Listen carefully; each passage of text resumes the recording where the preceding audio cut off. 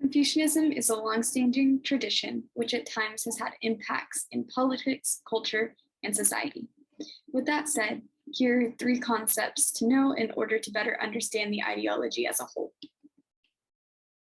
Concerning Confucianism, three concepts to know for a better understanding. The first concept, which is important for a better understanding of Confucianism, is Rin. Rin is the idea of benevolence. Rin can also be thought of as humaneness.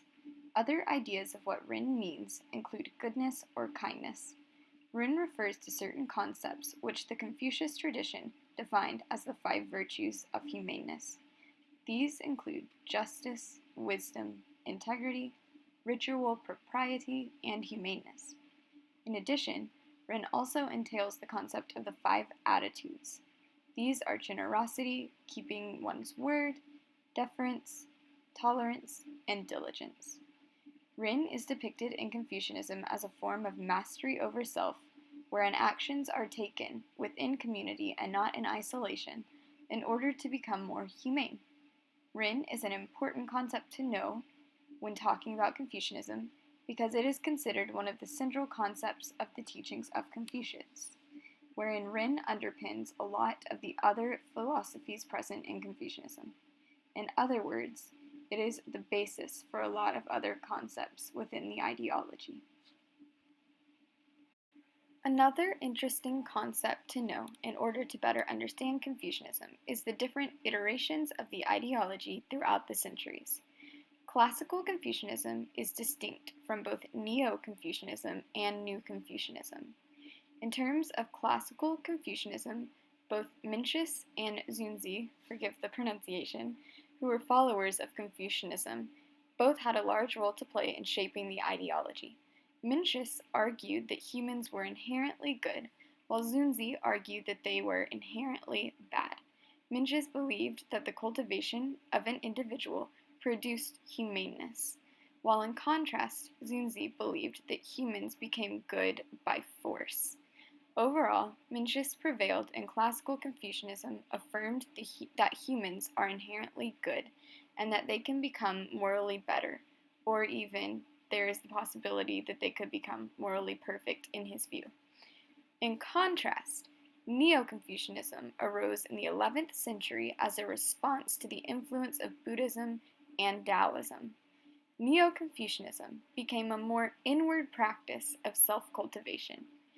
Even while the tradition became more inward, Neo-Confucianists argued the Buddhist and Taoist ideals of renouncing were selfish, and instead Neo-Confucianists argued that self-cultivation should lead to harmony in society and societal betterment. Finally, New Confucianism arose as a result of the aftermath of the People's Republic of China's rise to power and of the Cultural Revolution in China that targeted Confucianism as well as other ideas and ideologies. New Confucianism adheres to the self-cultivation aspect of Confucianism while treating Confucianism more religiously than in prior iterations. New Confucians seek to adapt Confucianism to ideals stressed in the Enlightenment. The different iterations of Confucianism over time are important because, by understanding the different iterations, we can understand the evolution of the ideology and how it intersects with cultural, political, and societal changes throughout the years. We can also better understand the original intent of the ideology, as well as how the current iteration affects and is affected by external factors in the world today.